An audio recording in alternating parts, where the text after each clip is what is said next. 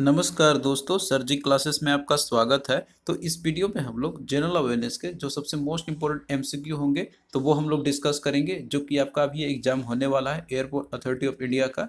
तो उसके लिए आपका ये काफ़ी इंपॉर्टेंट रहेगा। इसमें जो है हम लोग 10 क्वेश्चन डिस्कस करेंगे, क्योंकि आपका 10 क्वेश्चन यहाँ पे आएंगे तो उसी के अकॉर्डिंग हम लोग यहाँ पे कवर करेंगे आपका, जिससे कि जो है आपका एक तरीके से तैयारी आपके हो जाएगा एग्जाम्स के लिए। और इसके साथ जो है हम लोग और भी जो एडिशनल जो पॉइंट्स होंगे ना, तो उसको भी हम लोग डिस्कस करेंगे। तो इससे जो है आपका और भी अच्छे से तैयारी आपकी हो जाएगी। और बाकी सारे जितने भी लेक्चर्स हम आपको यहाँ पे कवर कराए हुए हैं जीके का, जिसमें कि जो भी इंपॉर्टेंट टॉपिक्स इसमें आपको हम बताते चलेंगे, तो उसका पीडीएफ हमने ऑलरेडी बना दिया है, तो उसका भी लिंक आपको डिस्क्रिप्शन बॉक्स में आपको मिल जाएगा। बट लेक्चर स्टार्ट करने से पहले ग्रेड अप आपके लाए हुए कंप्लीट एग्जाम प्रिपरेशन के लिए आपके जितने भी इंजीनियरिंग एग्जाम के आपके होते हैं, जैसे आपका एसएससी जेई हो गया, राजस्थान जेई हो गया, इसके अलावा जितने भी स्टेट के असिस्टेंट इंजीनियर और जूनियर इंजीनियर जो एग्जाम आपके होते हैं, तो आप लोग जो है ग्रेड अप का एक सुपर कोर्स के साथ इन सभी एग्जाम को एक्सेस आप लोग कर सकते हैं। तो ये सारे एग्जाम जो है आपका ये कवर किए जाएंगे आपका केवल एक ही सब्सक्रिप्शन के साथ में, जो कि आपका ग्रेड अप का सुपर कोर्स है। तो ये इसमें देखिए आपको जो है लाइव कोर्सेस आपको प्रोवाइड किए जाएंगे, लाइव क्लास आपको प्रोवाइड की जाएगी, और इसके साथ जो है आपको डेली स्टडी प्लान भी आपको दिया जाएगा। और इसके साथ में जो है स्टडी मटेरियल भी आपको ये सारे दिए जाएंगे आपको रिवीजन करने के लिए, प्रिपरेशन करने के लिए। और ये सारे जितने भी कंटेंट आपके हैं, तो ये एक्सपर्ट फैकल्टी के द्वारा जो है ये डिजाइन किया गया हुआ है। और इसके साथ में जो आपको ऑनलाइन मॉक टेस्ट भी आपको प्रोवाइड किया जाएगा सब्जेक्ट वाइज, और पूरा जो एग्जाम आपका रहता है ओवरऑल, तो उन सभी में जो है आपको मॉक टेस्ट प्रोवाइड की जाएगी। और ये सारे जो टेस्ट है या फिर जो कंटेंट है, तो ये एक्सपर्ट के द्वारा डिजाइन किए गया है, और सारे के सारे जो है आपको लेटेस्ट एग्जाम पैटर्न के अकॉर्डिंग ये सारी चीज कवर किए जाएंगे आपके। और देखिए जो ब्रांचेस आपके यहाँ पे आप लोग सभी ब्रांचेस के लिए कर सकते हैं, जैसे कि मोस्टली आपका इलेक्ट्रिकल इंजीनियर्स का रहता है, इसके अलावा सिविल इंजीनियर्स का आपका हो गया, और इसके अलावा मैकेनिकल इंजीनियर्स के लिए। तो इन सभी के लिए कोर्सेस आपका अवेलेबल है केवल आपका एक ही ग्रेडअप का सुपर सब्सक्रिप्शन के साथ में। और देखिए ये जो सब्सक्रिप्शन आपका है, तो ये आपके मंथ में भी अवेलेबल है, जैसे कि आप इसको जो है ड्यूरेशन में आप ले सकते हैं, 3 मंथ्स का भी, 6 मंथ का भी, और 12 मंथ्स का भी। तो ये देखिए सब्सक्रिप्शन अमाउंट अभी है, बट अभी ऑफर चल रहा है आपका 31 मार्च तक, जो कि आपका ये डिस्काउंटेड प्राइस आपका होगा, ये इतना आपका हो जाएगा, आप लोग देख सकते हैं यहाँ पे। तो आप लोग इसको अवेल कर सकते हैं, ये प्राइस आपके इंक्रीज होने ही वाले हैं, बट आप लोग डिस्काउंटेड प्राइस में आप लोग अभी ले सकते हैं, जो कि आपका ऑफर है 31 मार्च 2021 तक का। तो इसके लिए जो है आपको ग्रेडअप का ऐप डाउनलोड करना होगा, और जो कोर्स का लिंक है आपका डिस्क्रिप्शन बॉक्स में दिया हुआ है, तो वहां से जो आप लोग जो कोर्स को एक्सेस कर सकते हैं। तो चलिए दोस्तों, हम लोग स्टार्ट करते हैं अपना क्वेश्चन सीरीज। और ये देखिए आपका ये सेट नंबर 1 आपका रहेगा, जो कि इंपॉर्टेंट क्वेश्चन सीरीज का आपका ये पहला सेट आपका है। तो इसी तरीके से हम आपके पास जो है डेली इस तरीके से और भी सेट लाते रहेंगे। और क्वेश्चन आपका देखिए जनरल अवेयरनेस आपका 10 क्वेश्चन पूछे जाएंगे, तो उसी पैटर्न के अकॉर्डिंग हम यहाँ पे आपका कवर करते चलेंगे। तो यहाँ देखिए आपका पहला क्वेश्चन है कि among the following which is not a subsidiary of RBI. यहाँ पे आपको बताना है कि आरबीआई का कौन सा इसमें से एक सब्सिडरी नहीं है। तो देखिए सब्सिडरी का मतलब होता है कि सहायक, यानी कि उसके साथ जो और कौन फंक्शन करते हैं या वर्क करते हैं उसके साथ में।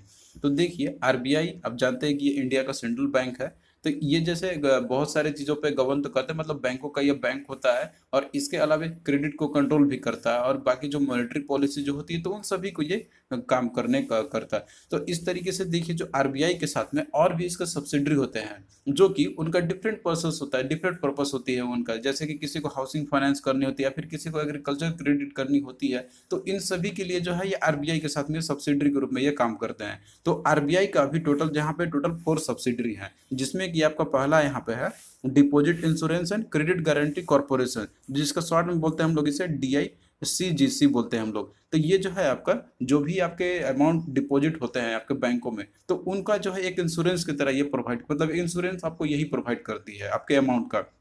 दूसरा है national housing bank. National housing bank मतलब कि जो भी लोन आपको मिलता है, जैसे घर के लिए बनाने के लिए आपका हो गया, तो ये उसके लिए वर्क करता है आपका। तो ये दूसरा इसका सब्सिडरी है। तीसरा है इसका भारतीय रिजर्व बैंक नोट मुद्रा प्राइवेट लिमिटेड, जिसे इसको शॉर्ट फॉर्म में आप इसे याद रख सकते हैं यहाँ पे, दैट इज BRBNMPL।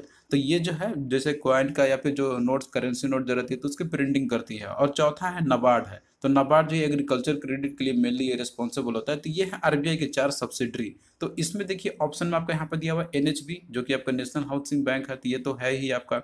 दूसरा आपका इसमें दिया हुआ है नाबार्ड, तो ये भी तो है ही। तीसरा आपका दिया हुआ इसमें DICGC, ये भी आपका है। चौथा आपका दिया हुआ IDBI, देखिए तो IDBI बैंक की आपका ये जो एक तरीके का बैंक ही है, जो कि आरबीआई का सब्सिडरी नहीं है। तो इसमें आपका राइट आंसर क्या होगा, ऑप्शन डी, आईडीबीआई आपका जो है ये सब्सिडरी नहीं है आरबीआई का। तो कौन कौन सा, तो ये आप लोग चारों याद रखना।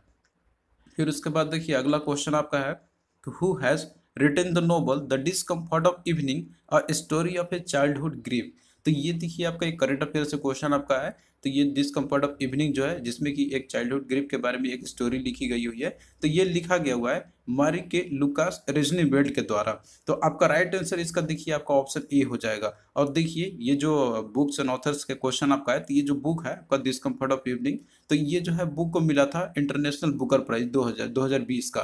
तो 2020 के लिए जो है इस बुक को इंटरनेशनल बुकर प्राइज दिया गया था। तो ये आपका इस तरीके से बहुत ही इंपॉर्टेंट क्वेश्चन आपका है। द डिस्कम्फर्ट ऑफ इवनिंग, इसके ऑथर है मरिके लुकास रेजनीबेल्ट, और इसी को दिया गया था इंटरनेशनल बुकर प्राइज, जो आपका दिया गया था 2020 के लिए। तो आप लोग दोनों तरीके से याद रखना, क्वेश्चन आपका किसी भी तरीके से पूछा जा सकता है। फिर अगला देखिए क्वेश्चन आपका यहाँ पे है कि which of the following is not the fundamental duty. तो इनमें से कौन सा एक फंडामेंटल ड्यूटी नहीं है। तो देखिए दोस्तों, जो फंडामेंटल ड्यूटीज है, तो ये इंडियन कॉन्स्टिट्यूशन में ऐड किया गया था आपका। तो आप लोग यहाँ पे देख सकते हैं, ये जो है कॉन्स्टिट्यूशन अमेंडमेंट के बाद ये ऐड किया गया था यहाँ पे, जो कि ये स्वर्ण सिंह कमेटी के रिकमेंडेशन के बेसिस पे ये दिया गया था। और ये रिकमेंडेशन मतलब इसमें जो मतलब कॉन्स्टिट्यूशन अमेंडमेंट हुई थी, तो वो 42nd कॉन्स्टिट्यूशन अमेंडमेंट के तहत ये की गई थी। तो स्टार्टिंग में जब ये फंडामेंटल ड्यूटी जो ऐड किए गए थे, तो स्टार्टिंग में ये टोटल 10 थे, लेकिन बाद में एक और फंडामेंटल ड्यूटीज को ऐड किया गया था। तो इस तरीके से टोटल अभी जो है इसकी संख्या मतलब 11 है। और ये मेंशन किया गया आपका आर्टिकल नंबर 51A में मेंशन किया गया हुआ है। तो वो कौन कौन से जैसे आपके फंडामेंटल ड्यूटीज है, तो ये आप लोग यहाँ पे एक बार समरी के तौर पे देख लीजिए यहाँ पे। तो आर्टिकल 51 में आपका जो है ये सारा मेंशन किया गया है कि जैसे जितने भी सिटीजन्स हैं इंडिया के, तो उनका ये कर्तव्य बनता है कि वो जो है अबाइड करे by the constitution and respect it's idea and institution the national flag and the national anthem. यानी कि हमें जो है नेशनल एंथम, नेशनल फ्लैग, ये जितने भी इन सबको रेस्पेक्ट देना होगा, और जो भी आइडियाज है और इंस्टीट्यूशन है तो उनको हमें रेस्पेक्ट करनी होगी। दूसरा आपका इसमें है कि to cherish and follow the noble ideas that inspired our national struggle for freedom. यानी कि जो नोबल आइडियाज थे और जो भी हमने इंस्पिरेशन लिया हुआ नेशनल स्ट्रगल जो हमने फ्रीडम के लिए किया था, तो हमें जो है उनको फॉलो करना चाहिए और उसको चेरिश भी करनी चाहिए। तीसरा आपका है कि to uphold and protect sovereignty, unity and integrity of India. यानी कि हमारा भारत का जो हमारा एक कंट्री जैसे हमारा भारत है, तो उसके हम कितना अच्छा बेहतर बना सकते हैं, उसकी यूनिटी को हम बनाए रख सकते हैं या फिर उसके सोवर्निटी को बनाए रख सकते हैं। तो हमें जो है इसके लिए पर्याप्त कोशिश करते ही रहना चाहिए, और इसके लिए जो भी हो सके तो हम प्रोटेक्शन करने के लिए तो हमें पूरा तैयार रहना चाहिए। तो ये चीज़ आपका मेंशन किया गया है। और बाकी देखिए चौथा आपका दिया हुआ है कि to defend the country and render the national service when called upon to do so. यानी कि जब भी अगर जरूरत पड़े कि जैसे हमें नेशनल सर्विस देनी हो अपने देश के खातिर और कंट्री को डिफेंड करना हो, तो वहाँ पे हमें करनी चाहिए। तो ये केवल एक फंडामेंटल ड्यूटीज है, ये नहीं बाइंड करता है कि आपको ऐसा करना ही है, लेकिन एज ए सिटीजन अगर आप हैं तो ये सारा चीज़ आपका कर्तव्य तो होना ही चाहिए। फिर उसके बाद आप और भी आप देख सकते हैं यहाँ पे आपका 5वें नंबर पे दिया हुआ है कि to promote harmony and spirit of common brotherhood amongst all the people of India and establish dignity of the women. यानी कि हमें जो है हार्मोनी डेवलप करना होगा और कॉमन ब्रदरहुड का जो कॉन्सेप्ट है सभी के बीच में हमें ये करना होगा, प्रयास करना होगा। यानी कि भाईचारे का प्रभाव जो है ये बनाए रखना होगा हमें, और साथ में विमेन की डिग्निटी को भी इस्टेब्लिश करना होगा। फिर उसके बाद देखिए छठे में आपका दिया हुआ है कि to value and preserve rich heritage of the country composition culture. यानी हमारे कंट्री का जो रिच कल्चर है और रिच हेरिटेज है, तो उसे हमें प्रिजर्व करके रखना होगा और उसे वैल्यू भी देना होगा। इसके बाद आपका 7वें में दिया हुआ है कि to protect and improve the natural environment including the forest, lake, rivers and wild life and to have compassion for the living creature. यानी कि जितने भी नेचुरल इन्वायरमेंट है, जैसे फॉरेस्ट हो गया, लेक्स हो गया, रिवर्स हो गया, वाइल्ड लाइफ हो गया, तो हमें जो है इनको प्रोटेक्ट करना होगा और साथ में इम्प्रूवमेंट अगर लाने का जो भी अगर प्रयास हो तो वो हमें करनी चाहिए। इसके अलावा देखिए 8वें में आपका दिया हुआ है to develop scientific temper, humanism and spirit of inquiry and reform. यानी कि हमें जो है साइंटिफिक टेम्पर को डेवलप करना होगा, साथ में ह्यूमनिज्म को भी, और इसके अलावा जो है रिफॉर्म्स पे भी हमें जो है इस पे फोकस करना होगा। फिर 9वें में आपका दिया हुआ है to safeguard public property and to absorb violence. यानी कि हमें वायलेंस नहीं करना है और जो पब्लिक प्रॉपर्टी है तो उसे सेफ गार्ड करनी है। 10वें में आपका दिया हुआ है यहाँ पे कि to strive toward the excellence in all spheres of individuals and collective activity so that the nation constantly rises to higher levels and endeavour achievement. यानी कि हमें जो है हमेशा ये कोशिश करते रहना है कि हमें एक्सेलेंस की तरफ अचीव करना है, वो चाहे किसी भी स्फीयर में हो। फिर उसके बाद देखिए 11वें नंबर का जो है आपका ये बाद में ऐड किया गया था, स्टार्टिंग में केवल 10 थे। तो ये आपका दिया हुआ है to provide opportunity for education to he child और ward between the age of 16 to 14 years of age group के बीच में।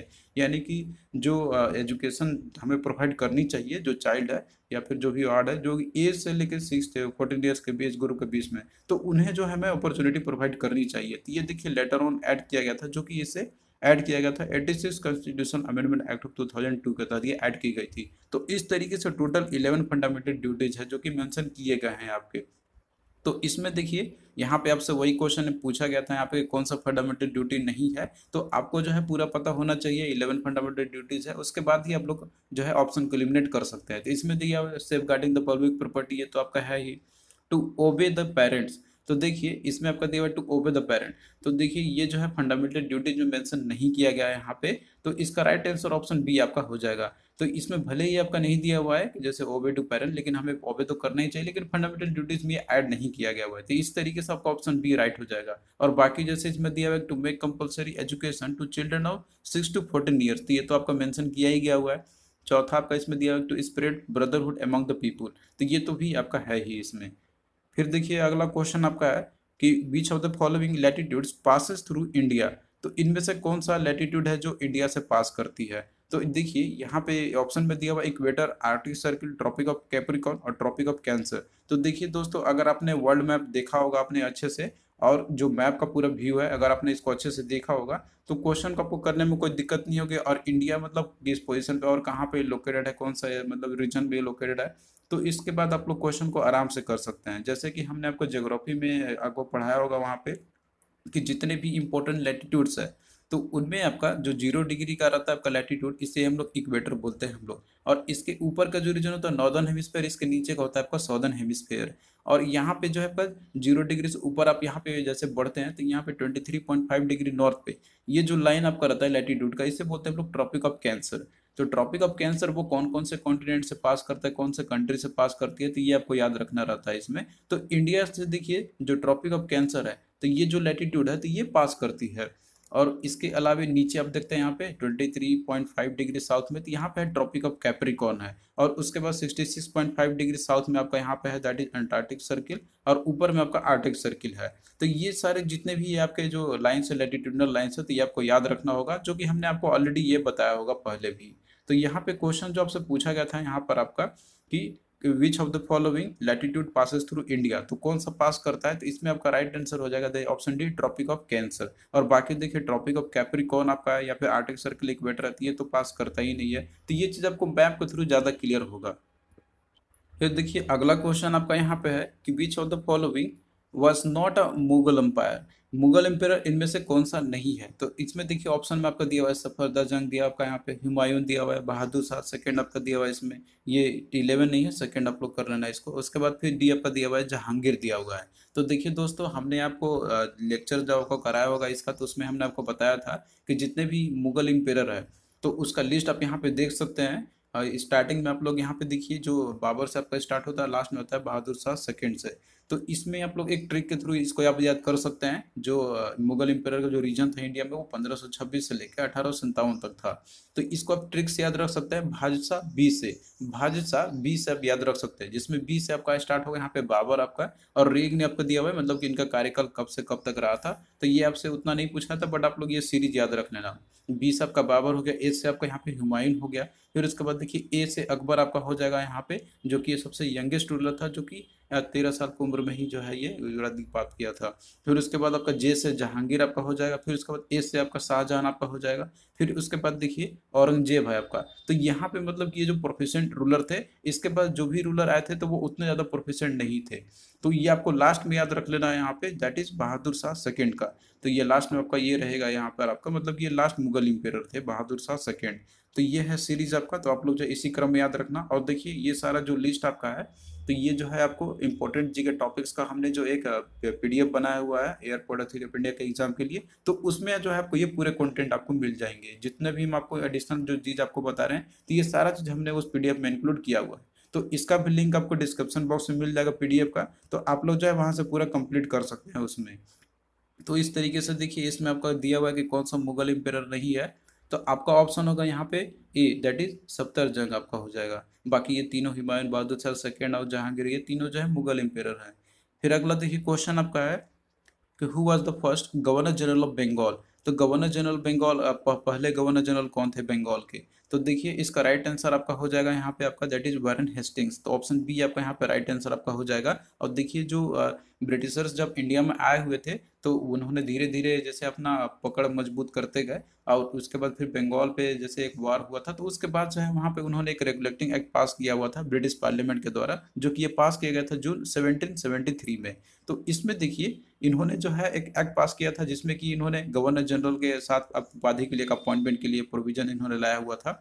तो उसके तहत देखिए जो गवर्नर जनरल उस समय बंगाल के नाम से बोला, क्योंकि बंगाल से ही रूल किया जाती थी पहले, तो गवर्नर जनरल ऑफ बंगाल पहले आपका था, बाद में इसका नाम चेंज करके मतलब बहुत सारे एक्ट पास हुए बाद में, तो फिर गवर्नर जनरल ऑफ इंडिया हुआ, फिर वाइसरॉय ऑफ इंडिया हुआ। तो इस तरीके से नेम चेंज करते गए, बट स्टार्टिंग में जो बना था पद इसका तो वो था गवर्नर जनरल ऑफ बंगाल का ही। तो जो पहले थे वो थे वारेन हेस्टिंग्स। तो इसका राइट आंसर ऑप्शन बी आपका हो जाएगा। और बाकी डिटेल में जितने भी गवर्नर जनरल कौन कौन से हैं, वाइसराय कौन कौन से बने थे, गवर्नर जनरल ऑफ इंडिया कौन कौन से थे, तो ये लिस्ट हमने ऑलरेडी पीडीएफ में दिया हुआ है, जो कि आपको मिल जाएगा, जो हमने बनाया हुआ है एयरपोर्ट अथॉरिटी ऑफ इंडिया के एग्जाम के लिए। फिर नेक्स्ट देखिए क्वेश्चन आपका यहाँ पे है कि organisms that generates energy using light are, यानी कि ऐसे ऑर्गेनिज्म जो एनर्जी जनरेट करते हैं लाइट के थ्रू, उनको हम क्या बोलते हैं? तो इसका देखिए राइट आंसर आपका हो जाएगा, दैट इज फोटो ऑटोट्रॉप्स आपका हो जाएगा। तो ऑप्शन डी यहाँ पे आपका राइट आंसर है। तो वर्ड देखिए जो फोटो ऑटोट्रॉप्स आपका है, ये कॉम्बिनेशन है दो वर्ड का, एक दो वर्ड इसमें आपका है फोटो, दूसरा आपका है ऑटोट्रॉप्स। और देखिए ऑटोट्रॉप्स आपने ऑलरेडी पढ़ा होगा कि ऐसे होते हैं, मतलब ऐसे ऑर्गेनिजम्स को हम लोग बोलते हैं, या फिर जो ऐसे चीज होता है कि जो खुद का ही भोजन वो तैयार कर सकते हैं, लेकिन उसके लिए जो है उनका जैसे लाइट की जरूरत पड़ती है। जैसे लाइट, सनलाइट आपका हो गया, तो ग्रीन प्लांट जो होते हैं तो वो लाइट के प्रेजेंस में फोटोसिंथेसिस को प्रोसेस का परफॉर्म करते हैं। तो ये एक प्रोसेस होता है उनका, अपना खुद का जैसे भोजन बनाने की एक प्रक्रिया होती है। तो ये एक एनर्जी जनरेशन का ही एक तरीका हो गया जिसमें कि लाइट का यूज किया जाता है। तो लाइट का मतलब फोटो से आपका हो गया, और ऑटोट्रॉप का मतलब है कि जो एनर्जी जनरेट करते हैं या फिर फूड प्रिपरेशन करते हैं। तो इसका राइट आंसर आपका हो जाएगा ऑप्शन डी। फिर अगला देखिए क्वेश्चन आपका दिया हुआ इसमें कि विच committee recommended the setup of the regional rural bank. तो देखिए दोस्तों जो रीजनल रूरल बैंक जो रहते हैं, तो ये आप लोग हर एक शहर में आप लोग देखते होंगे, नाम इसका आप लोग सुना होंगे रीजनल रूरल बैंक का।